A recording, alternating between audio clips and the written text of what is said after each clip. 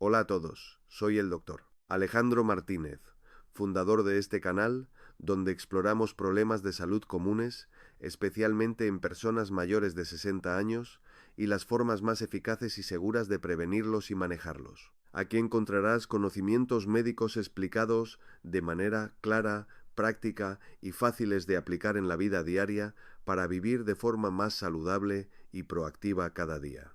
En el video de hoy hablaremos sobre un problema muy común, pero a menudo subestimado: diabetes en mayores, señales ocultas y cómo actuar a tiempo. Dado que esta es una enfermedad muy común, voy a realizar una serie de episodios sobre este tema para que, si la padeces o podrías padecerla, o si estás cuidando a un ser querido que la tiene, puedas entender mejor tu condición. Específicamente en este episodio, me centraré en los fundamentos de la diabetes, incluyendo lo que significa tener un nivel de azúcar en sangre normal, prediabetes y diabetes. Y en un próximo episodio profundizaré en cómo solemos tratar la diabetes en adultos mayores, incluyendo las opciones de medicación. Concretamente en este vídeo abordaré la diferencia entre la diabetes tipo 1 y tipo 2, la definición de prediabetes y diabetes, los signos y síntomas del azúcar alto en sangre, cómo se diagnostica la diabetes, los objetivos de azúcar en sangre en adultos mayores, porque en geriatría tenemos un enfoque ligeramente diferente al de los endocrinos. Cómo se trata la diabetes, cómo se trata la prediabetes y qué hacer si te preocupa tu nivel de azúcar en sangre. Así que empezaremos por ahí. Pero antes de comenzar, tengo una pequeña petición. Si estás aquí y encuentras este tema interesante, o si encuentras mi videopodcast interesante en general, y si aún no te has suscrito, por favor, hazlo. Significaría mucho para mí. Suscribirse al canal me ayuda enormemente. Ayuda a que otras personas encuentren el canal cuando te suscribes y también apoya el trabajo que estoy haciendo en Mejor Salud al Envejecer. De acuerdo, volvamos a la diabetes. Antes de hablar de la diabetes tipo 1 y tipo 2, quiero empezar ayudándote a entender la relación entre el azúcar en sangre y la diabetes. La glucosa, que es básicamente el término técnico para el azúcar, es una molécula y es la principal fuente de energía para las células de nuestro cuerpo. Obtenemos glucosa principalmente al comer carbohidratos, pero el cuerpo también puede producir su propia glucosa convirtiendo proteínas y grasas. Este proceso se llama gluconeogénesis. Además, parte de la glucosa del cuerpo se almacena y se libera desde el hígado. Y el cuerpo está diseñado para mantener el nivel de azúcar en sangre dentro de un cierto rango, un rango que ayuda a que la glucosa esté disponible para las células cuando la necesiten. Y para hacer esto, el cuerpo depende de una hormona llamada insulina. Cuando las células necesitan absorber glucosa, el cuerpo libera insulina, y eso ayuda a las células a captar la glucosa de la sangre y llevarla a su interior. Lo que puede suceder es que, a veces, el cuerpo de una persona no produce suficiente insulina. Hay una parte del cuerpo que, de hecho, produce la insulina. Son células especiales ubicadas en el páncreas las que de forma natural producen insulina. Así que, a veces, esas células se dañan o no funcionan bien y no producen suficiente insulina. O, a veces, las células de tu cuerpo dejan de responder a la insulina tan fácilmente como solían hacerlo. Así que, si por alguna razón no hay suficiente insulina, o la insulina no funciona tan eficazmente, entonces tus células no pueden absorber la glucosa y el resultado suele ser que el nivel de azúcar en tu sangre aumenta.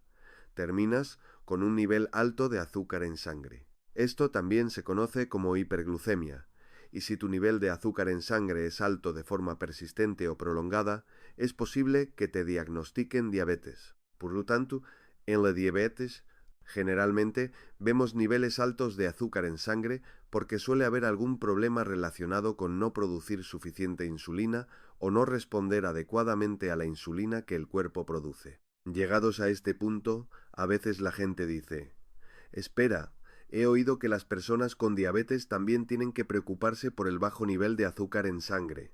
¿Por qué es eso? Bueno, vamos a abordar eso brevemente. Es cierto que las personas con diabetes también pueden tener niveles bajos de azúcar en sangre. Eso se llama hipoglucemia.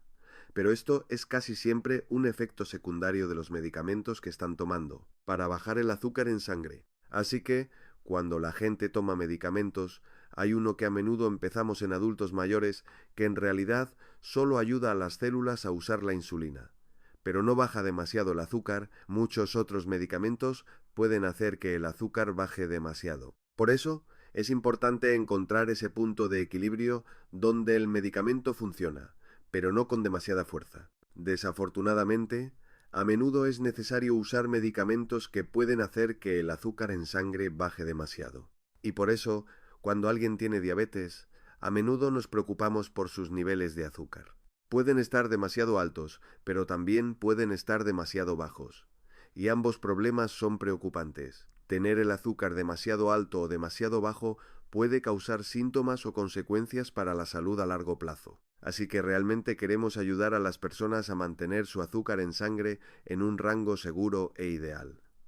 Otra pregunta común es: ¿cuál es la diferencia entre la diabetes tipo 1 y la tipo 2? Empecemos con la diabetes tipo 1. En la diabetes tipo 1, el cuerpo carece de insulina porque las células productoras de insulina en el páncreas han sido destruidas por el propio sistema inmunitario del cuerpo. Hay un proceso de destrucción autoinmune. Si esto le sucede a alguien, generalmente ocurre en la infancia o la adolescencia, a veces en la edad adulta temprana. Puede aparecer bastante rápido y los niños pueden enfermar gravemente. Cuando esto sucede, hay una forma de diabetes tipo 1 que aparece en adultos mayores de 30 años. Se llama diabetes autoinmune latente. Diabetes autoinmune latente del adulto, o LADA por sus siglas en inglés.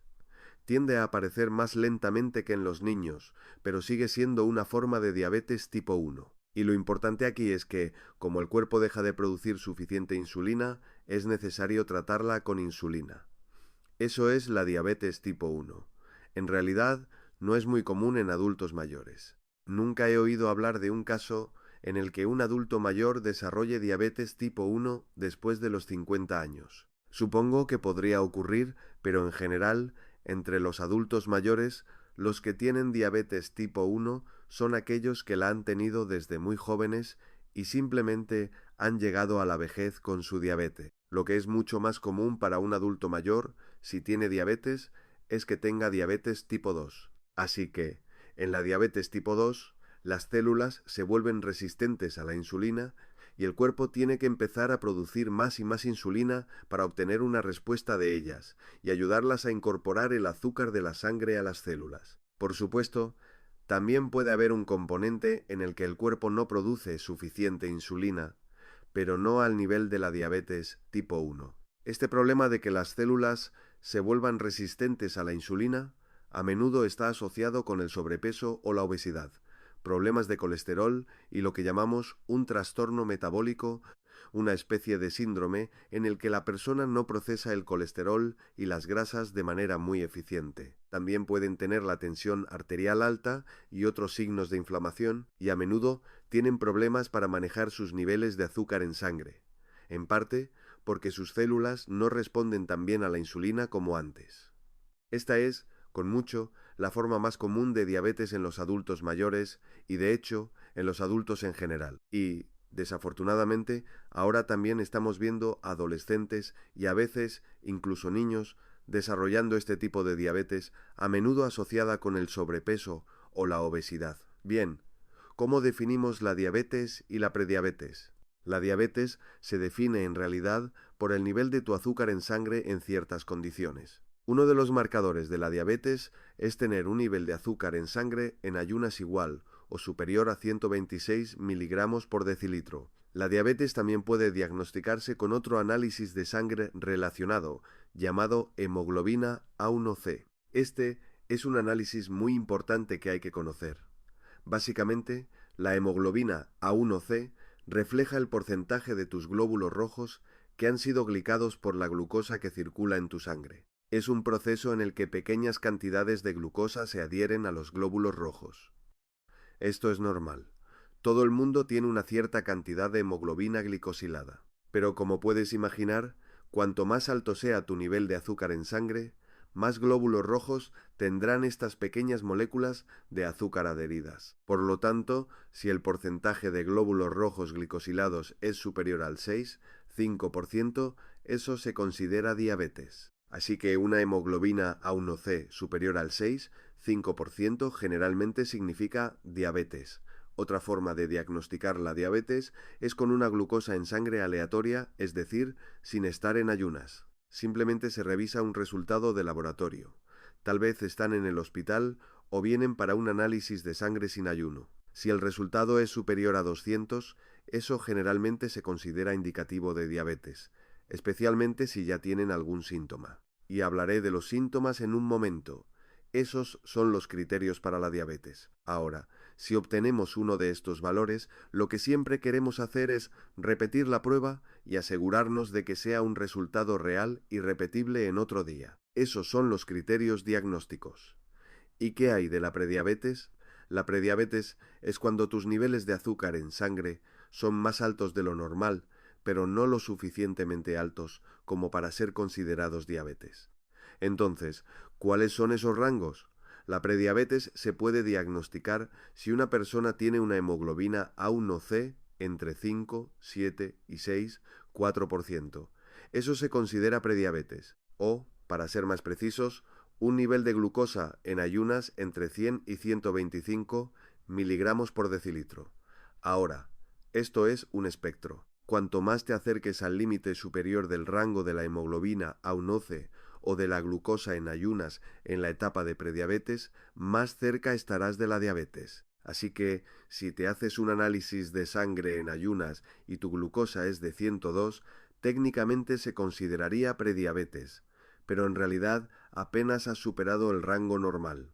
Aún así, vale la pena vigilarlo, mirar los valores anteriores para ver si la tendencia va en la dirección equivocada, pero no me alarmaría por una glucosa en ayunas en los 100 bajos, especialmente si tu hemoglobina A1C no está cerca del 5-7%, y entonces podrías preguntarte, bueno, ¿qué es lo normal? Técnicamente, una hemoglobina A1C normal se considera por debajo de 5, 7%. Sin embargo, hay algunos expertos que sugieren que un nivel de 5, 5% o 5, 6% no debería considerarse ideal. Es decir, está dentro del rango normal, pero no debería considerarse óptimo. Y en general, hay mucha evidencia que sugiere que, en general, es mejor para las células tener niveles de azúcar en sangre más bajos, no demasiado bajos, pero no demasiado altos y sin grandes picos. La hiperglucemia crónica es estresante para el cuerpo, también para las células cerebrales, y parece que ralentiza el daño corporal, ralentiza la inflamación e incluso podría ralentizar el envejecimiento si no tienes hiperglucemia crónica. La hemoglobina A1C, una de las cosas geniales de ella, es que refleja tu nivel de azúcar promedio durante los últimos 3 meses aproximadamente. Algunos expertos sugieren que, aunque por debajo de 5, 7 es normal, todavía se preguntan, ¿cuál es el nivel óptimo? Y eso no está del todo claro, pero yo diría que probablemente más cerca del 5. Y si la hemoglobina A1C de alguien está por debajo de 4, 5%, eso es extremadamente inusual e incluso podría ser un signo de algún problema subyacente. Muchos expertos piensan que el punto óptimo probablemente está alrededor del 5%. Así que, si estás cerca de ahí, 5, 1 o 5, 2, te va bastante bien. Si estás en 5, 5, 5, 6, incluso si aún no estás en el rango de prediabetes, podría ser una señal de que deberías echar un vistazo a cómo estás metabolizando la glucosa, tu dieta, si realmente tiene demasiados carbohidratos y azúcares. Una glucosa en ayunas normal también está por debajo de 100. Y cuando hablamos de los niveles de glucosa, es importante saber que es un número dinámico. Cambia a lo largo del día dependiendo de lo que comas, tu actividad física, tus niveles de estrés, tal vez incluso de cuánto dormiste la noche anterior. Mientras tanto, la hemoglobina A1C no va a cambiar tan rápidamente. Básicamente, refleja tu promedio de azúcar en sangre durante los últimos 3 meses. Por eso creo que la prueba de hemoglobina A1C suele ser muy útil. De acuerdo, ahora hablemos de los signos y síntomas de la diabetes tipo 2. Resulta que hay síntomas a corto plazo y síntomas a largo plazo. En resumen, a corto plazo, estos son síntomas que ocurren en cuestión de horas a días cuando tu nivel de azúcar en sangre sube demasiado. Y esto suele ser causado por un nivel de azúcar en sangre de 180 miligramos por decilitro o más. Así que esto es muy importante saberlo. Si alguien tiene una glucosa en ayunas de 150, lo que indica diabetes, generalmente no tendrá síntomas a ese nivel. Y luego están los síntomas a largo plazo, que también podríamos considerar como las consecuencias para la salud a largo plazo de la diabetes de tener habitualmente un nivel de azúcar en sangre anormalmente alto. Estos son problemas que ocurren después de años de tener diabetes, así que no van a ocurrir solo porque tu nivel de azúcar haya estado alto durante unas pocas semanas o incluso meses. Normalmente, este proceso lleva varios años. Esto se debe a que estos problemas suelen estar relacionados con el daño crónico que el nivel alto de azúcar en sangre causa en los vasos sanguíneos y los nervios. Empecemos ahora con los signos y síntomas a corto plazo de la diabetes tipo 2. En resumen, un nivel de azúcar en sangre más alto de lo normal generalmente no causará síntomas a menos que el nivel de azúcar supere los 180 miligramos por decilitro aproximadamente. ¿Por qué? Porque tus riñones están diseñados para filtrar tu sangre y retener la glucosa en tu cuerpo para que pueda ser utilizada como energía. Pero si hay demasiada glucosa en la sangre, puedes superar la capacidad de tus riñones para retenerla. Y entonces tus riñones pueden empezar a perder glucosa en la orina.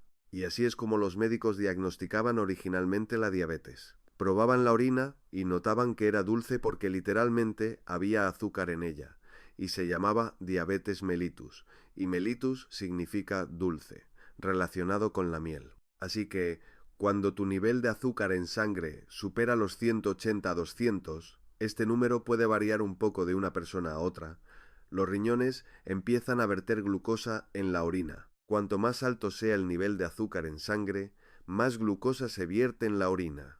Y cuando la glucosa se vierte en la orina, eso en realidad te hace orinar más. En resumen, cuanto más alto es el nivel de azúcar, más glucosa se vierte en la orina y más orina se produce. Niveles de azúcar, de nuevo, de 180 a 200 o más comenzarán a causar un aumento de la micción. Esto a menudo hace que la persona tenga sed y se deshidrate fácilmente.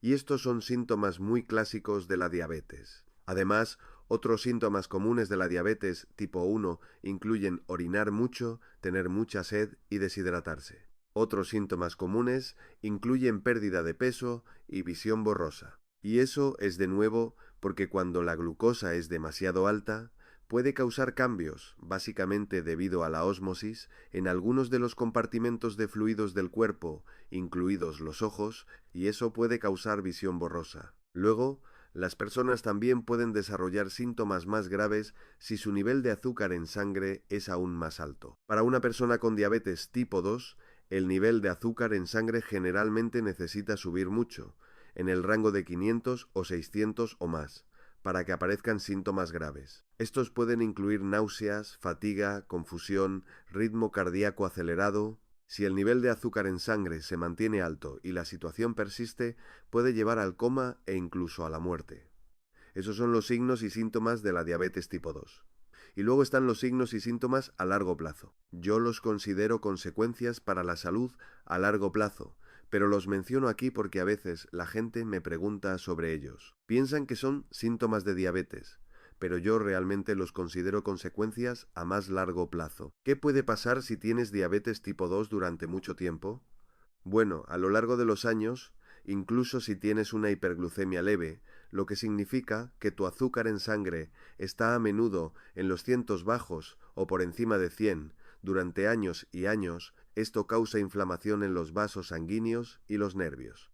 Así que puede causar los problemas que a menudo asociamos con la diabetes. Estos incluyen problemas oculares. Se llama retinopatía diabética, donde la retina se ve afectada de una manera particular y puede afectar la visión, incluso potencialmente causar ceguera. Las personas con diabetes también son propensas a la enfermedad renal porque el nivel alto de azúcar en sangre ejerce mucha presión sobre los riñones. También pueden desarrollar disfunción nerviosa. Pueden tener neuropatía periférica diabética o disfunción autonómica, donde pueden tener problemas para regular su sistema de descanso y digestión o su ritmo cardíaco. De nuevo, esto suele ocurrir después de años de diabetes, no en las primeras semanas o meses. Las personas con diabetes de larga data también son propensas a sufrir lesiones en los pies. En primer lugar, pueden lesionarse y no sentir mucho dolor porque han perdido parte de la sensación nerviosa en los pies. Además, la diabetes puede interferir con la curación de heridas, lo que puede llevar a úlceras. En algunos casos, las personas incluso pueden necesitar amputaciones como complicación de la diabetes.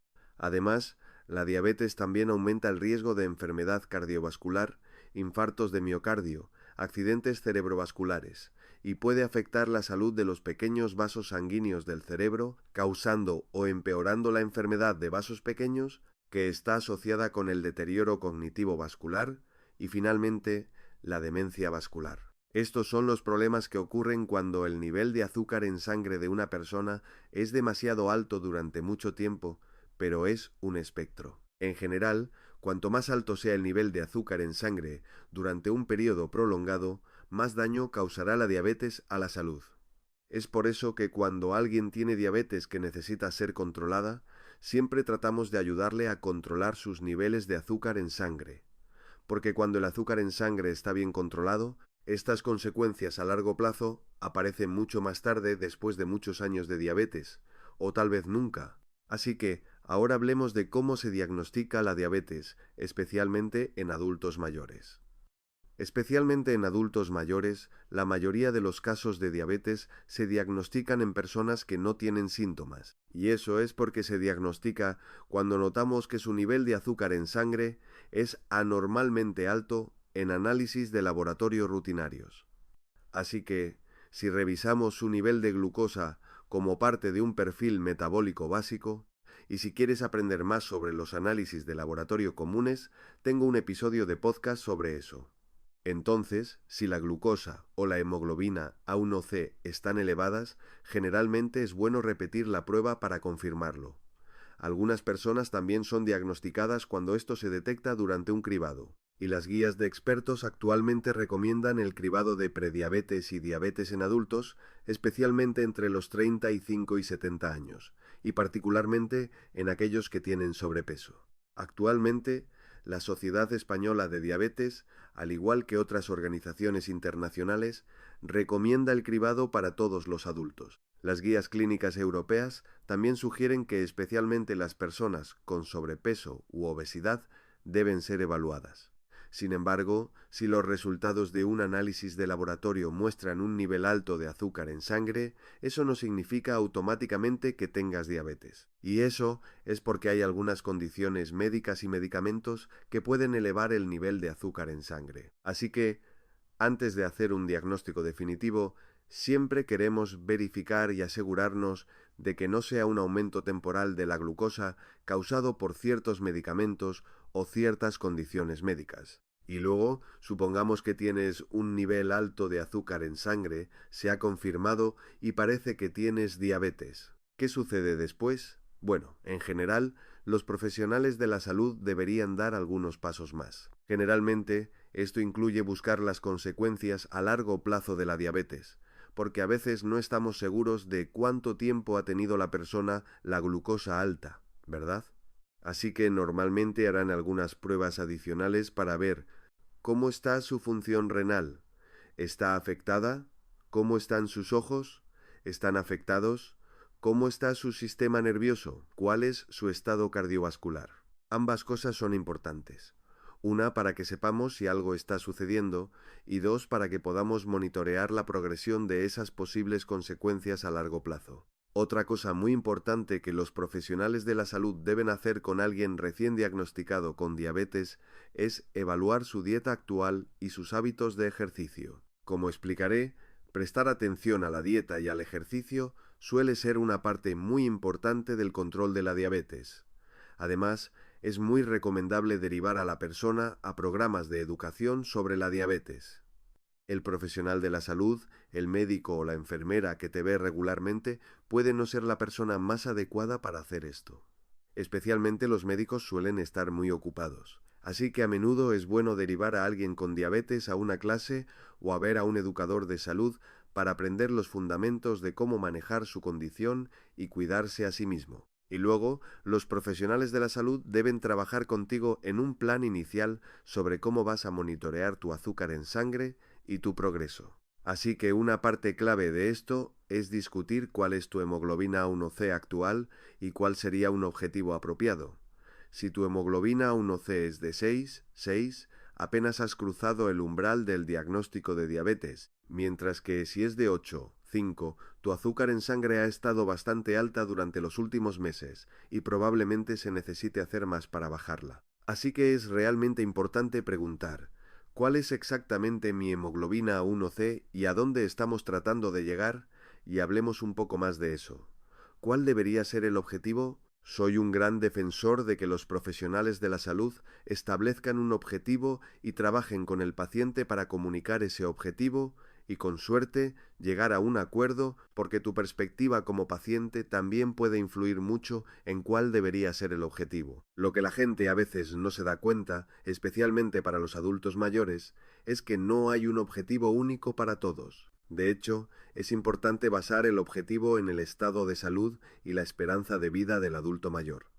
¿Qué significa esto? Significa que las guías actuales recomiendan que si un adulto mayor está, como dicen, robusto, yo uso el término razonablemente sano, deberían apuntar a una hemoglobina A1C por debajo del 5%, y hablaré más en un momento sobre lo que considero robusto y razonablemente sano. Si tienen una salud intermedia, digamos una esperanza de vida de menos de 10 años, entonces tratar de mantener la A1C en un 8% o menos es razonable. Y si tienen mala salud, por ejemplo, alguien muy frágil que ha sido hospitalizado varias veces recientemente, entonces un objetivo de A1C de 5% o menos podría ser apropiado. ¿Qué significa esto? Básicamente, significa que si alguien está muy frágil, deberíamos ser menos agresivos al tratar de controlar su azúcar en sangre y mantenerlo lo más bajo posible. Y explicaré un poco más por qué adoptamos este enfoque. Mientras que si están sanos, podemos apuntar a menos de 5%. Digo razonablemente sano porque muchos adultos mayores tienen condiciones crónicas, ¿verdad? Pueden tener la tensión alta, pueden tener enfermedades cardíacas, pueden tener ya alguna enfermedad renal. En general, los adultos mayores pueden tener múltiples condiciones crónicas.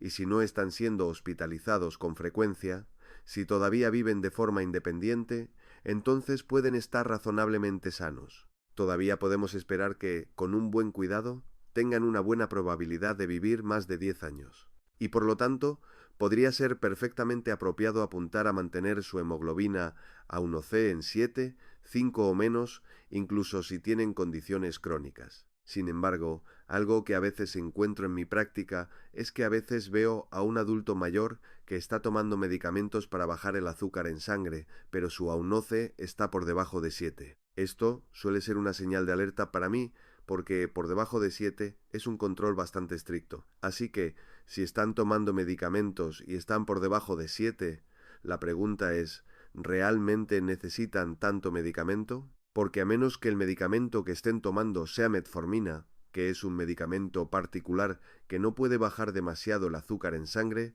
las personas que toman medicamentos y tienen una A1C por debajo del 7%, especialmente los adultos mayores, tienen un mayor riesgo de hipoglucemia, que es cuando el azúcar en sangre baja demasiado, y eso puede ser peligroso. Así que, personalmente, lo considero una señal de alerta. Tal vez necesitemos revisar el enfoque del tratamiento de la diabetes. Ahora hablaré un poco más sobre por qué a menudo apuntamos a objetivos de hemoglobina A1C más altos en los adultos mayores. De nuevo, la razón es que tratar la diabetes con medicamentos distintos a la metformina puede causar fácilmente hipoglucemia, y esto es peligroso, puede causar confusión o caídas a corto plazo. Los episodios repetidos de hipoglucemia se han asociado con el deterioro cognitivo y también con el empeoramiento de las enfermedades cardiovasculares. Es básicamente un factor estresante para el cuerpo. Aumenta la inflamación, lo cual no es bueno para las células cerebrales y tampoco para el revestimiento de los vasos sanguíneos. Otra razón por la que a menudo apuntamos a una A1C más alta es que tratar de mantener un control estricto del azúcar puede ser una carga para los adultos mayores, especialmente si ya tienen múltiples condiciones crónicas o dificultades con la memoria o el pensamiento. Finalmente, es importante recordar que un nivel de azúcar en sangre levemente elevado, digamos en el rango de 126 a 180, generalmente no causa síntomas, ni siquiera deshidratación o micción frecuente. Y esos efectos a largo plazo pueden tardar años en manifestarse. Así que, especialmente si a alguien se le diagnostica diabetes cuando ya tiene más de 70 años, podemos sentir que un control demasiado estricto ya no es necesario. Así que, permítanme compartir las prioridades del tratamiento de la diabetes en personas mayores. En general, especialmente porque a menudo trabajamos con adultos mayores más frágiles, realmente priorizamos la seguridad a corto plazo y la calidad de vida. Por lo tanto, tratamos de evitar que el azúcar en sangre suba tanto que cause la excreción de glucosa en la orina. Así que tratamos de evitar niveles de glucosa por encima de 180 porque no queremos que los pacientes orinen mucho, tengan sed y se deshidraten. También somos muy cuidadosos al monitorear y tratar de evitar la hipoglucemia, que es un azúcar en sangre por debajo de 70, para reducir el riesgo de caídas y proteger la función cognitiva y la salud cardiovascular. También tratamos de trabajar en estrecha colaboración con los pacientes y sus familias para establecer un objetivo de hemoglobina A1C apropiado y un plan de tratamiento que sea factible. Ahora hablemos del tratamiento. No voy a entrar en detalles sobre todas las diferentes opciones de medicamentos porque hay muchas disponibles ahora, incluidas algunas nuevas y prometedoras, como Ozempic, por ejemplo, pero hay algunos principios básicos de tratamiento que quiero cubrir ahora. En primer lugar, el tratamiento siempre debe incluir modificaciones en el estilo de vida. Esto significa, por ejemplo, aumentar el ejercicio y la actividad física. De hecho, para algunas personas cuya A1C es de 6, 5, 6, 6, no muy alta, simplemente aumentar el ejercicio y la actividad física, tal vez cambiar su dieta y perder un poco de peso, puede ser suficiente para sacarlos del rango de diabetes y volver al rango de prediabetes. Así que queremos pensar en aumentar el ejercicio y la actividad. Queremos fomentar la pérdida de peso si es posible. Y luego, definitivamente queremos intentar el asesoramiento dietético, que alguien trabaje de cerca con el adulto mayor para revisar lo que está comiendo y ver cómo podría ajustar su dieta. Eso sería mejor para su control del azúcar en sangre. Diferentes personas responderán de manera diferente a diferentes dietas.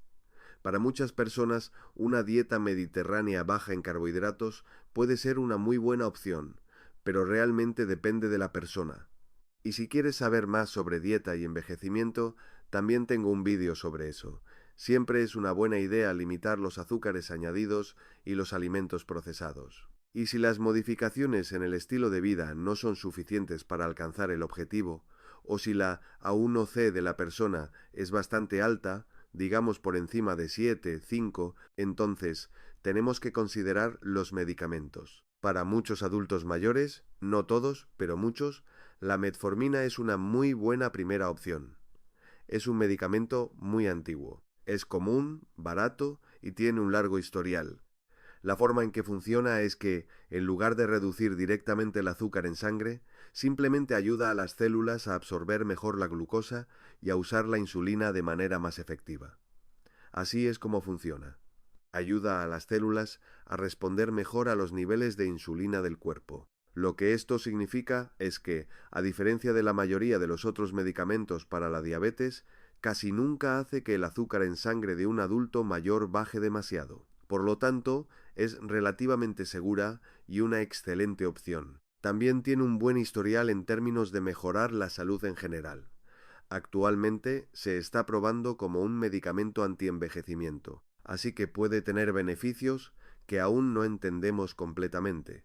La metformina suele ser una buena opción. Y si te diagnostican diabetes y te dicen que necesitas medicamentos, pero no te recetan metformina, definitivamente recomendaría hacer algunas preguntas para saber más sobre por qué no creen que sea una buena opción para ti, porque generalmente estarías en la minoría. Después de empezar con metformina, es posible que los pacientes necesiten medicamentos adicionales para controlar su diabetes. Además, algunos de los medicamentos más nuevos para la diabetes pueden tener otros beneficios, por ejemplo, para personas que ya tienen signos de daño renal o insuficiencia cardíaca. Por lo tanto, también puede haber otros medicamentos recomendados. Y generalmente se controla la hemoglobina A1C cada 3 meses hasta que se encuentra un régimen estable. Otra forma de monitorear el azúcar en sangre es usar un monitor continuo de glucosa. Básicamente es un parche especial. Tiene un pequeño filamento. Cuando se aplica, una pequeña aguja pincha la piel de la persona para insertar el filamento. Luego, este filamento se implanta en el tejido subcutáneo, generalmente en la parte posterior del brazo. Monitorea continuamente los niveles de azúcar en sangre y transmite las lecturas a un teléfono inteligente. Esto puede ser realmente útil si la gente está experimentando con diferentes dietas o quiere entender mejor cómo responde su cuerpo a ciertos alimentos o incluso cómo cambia su glucosa dependiendo de la actividad física o el sueño. Así que esa es otra opción.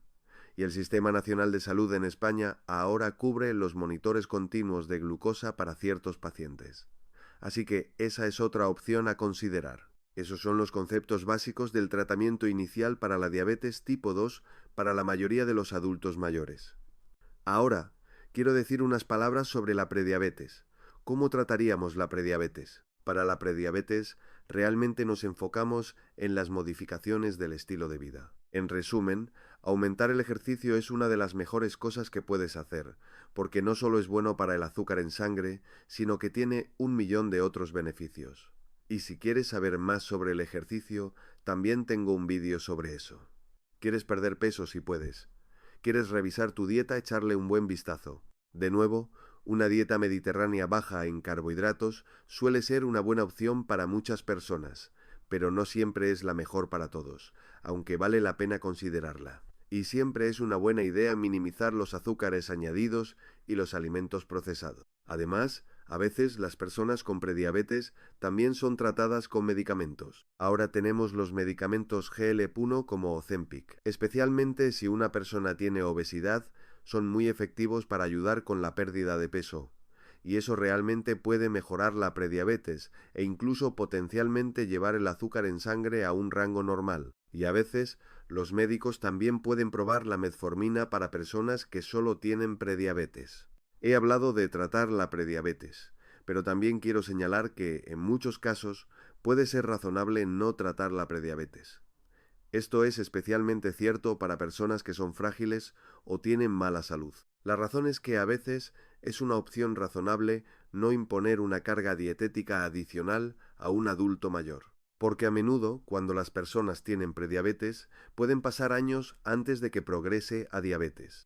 Así que, si su salud no es buena o tienen muchos otros problemas de salud, podemos optar por centrarnos en otras formas de mejorar su salud o ayudarles a optimizar su calidad de vida. Así que es importante tener en cuenta que podemos tratar la prediabetes, pero en algunos casos puede ser más razonable simplemente monitorear suavemente y centrarse en otros problemas médicos. Entonces, ¿qué deberías hacer si te preocupa la diabetes para ti o para un ser querido mayor? Mi consejo es, en primer lugar, solicitar una prueba de hemoglobina A1C y compararla con resultados anteriores si están disponibles. A menudo es muy útil seguir las tendencias de salud de una persona. Si estás en el rango de prediabetes o cerca de él, que es una hemoglobina A1C de 5, 7 a 6, 4%, te recomendaría trabajar en aumentar el ejercicio y mejorar tu dieta, y perder peso si es posible. Si te diagnostican diabetes, debes hablar con tus profesionales de la salud sobre un plan de tratamiento. Recuerda siempre enfocarte en las modificaciones del estilo de vida. Y si estás tomando medicamentos distintos a la metformina, te recomendaría tener cuidado con la hipoglucemia y monitorearla de cerca. También te recomiendo discutir tu objetivo de hemoglobina A1C con tu médico, entender a qué apuntas y por qué, en qué categoría caes. Para muchos adultos mayores, una hemoglobina A1C de 7 a 7, 5 es razonable. Es razonable si están bastante sanos y especialmente si se espera que vivan más de 10 años. Pero para aquellos con múltiples enfermedades, que son frágiles, que quizás han sido hospitalizados varias veces o que pueden estar en sus 80 o 90 años, un objetivo de hemoglobina A1C más alto también puede ser apropiado. Y eso es todo lo que tengo por ahora. Y de nuevo, en un próximo vídeo, planeo entrar en más detalles sobre algunos de los medicamentos para la diabetes y otros tratamientos, porque sé que mucha gente se pregunta sobre esto, especialmente con los medicamentos más nuevos que están disponibles ahora. Y con eso, muchas gracias por vuestra atención.